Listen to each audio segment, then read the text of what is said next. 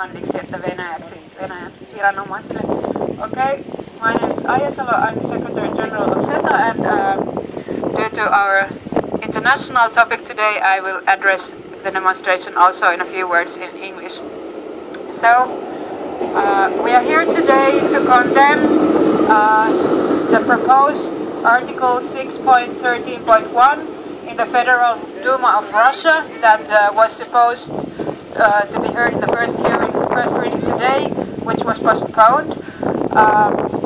This demonstration is organized by SETA, which is a national LGBTI rights organization in Finland, together with Amnesty Finland, who have been campaigning together for more than a year against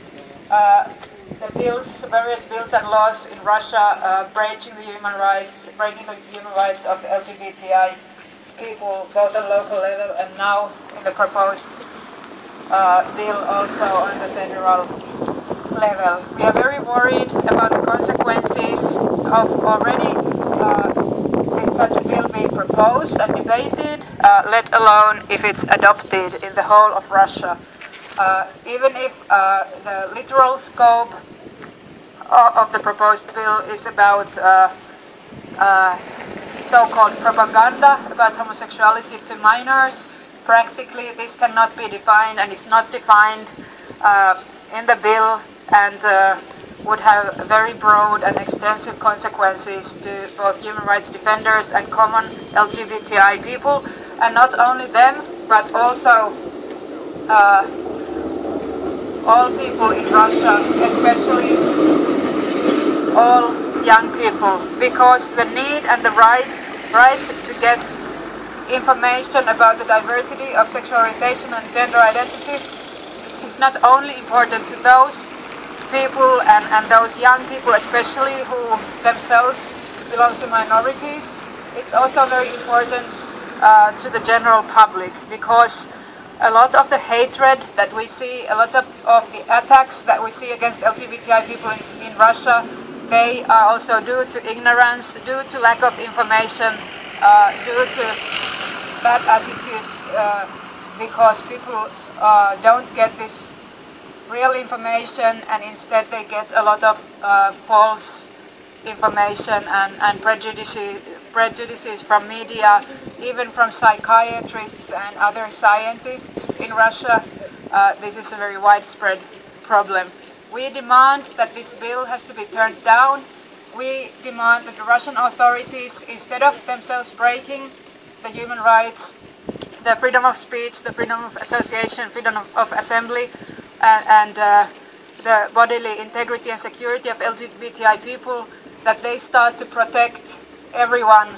all the citizens, all the inhabitants of Russian Federation against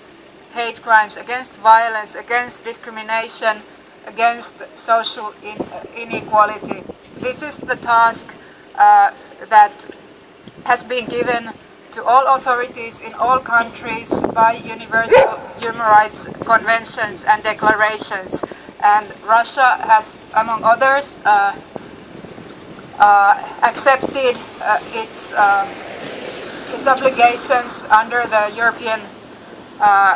Convention on Human Rights, the European Social Charter, and the Council of Europe Committee of Ministers' recommendation on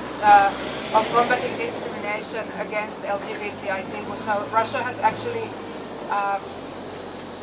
accepted these obligations, and it should live up to it. And this is outrageous that the Russian politicians, instead, for populist reasons and based on ignorance and prejudices, violating the basic rights of their own citizens and inhabitants, and thus sending a message globally that Russia is not a defender of human rights, even among its own population. This issue is international, it's global. Russia is unfortunately not the only country that this is about, and we, as inhabitants of Finland, have the moral obligation to stand up, to support our brothers and sisters and other siblings in Russia, and to raise our voice and to demand also from Finnish politicians that human rights are central part of Finland's relations with Russia and with any other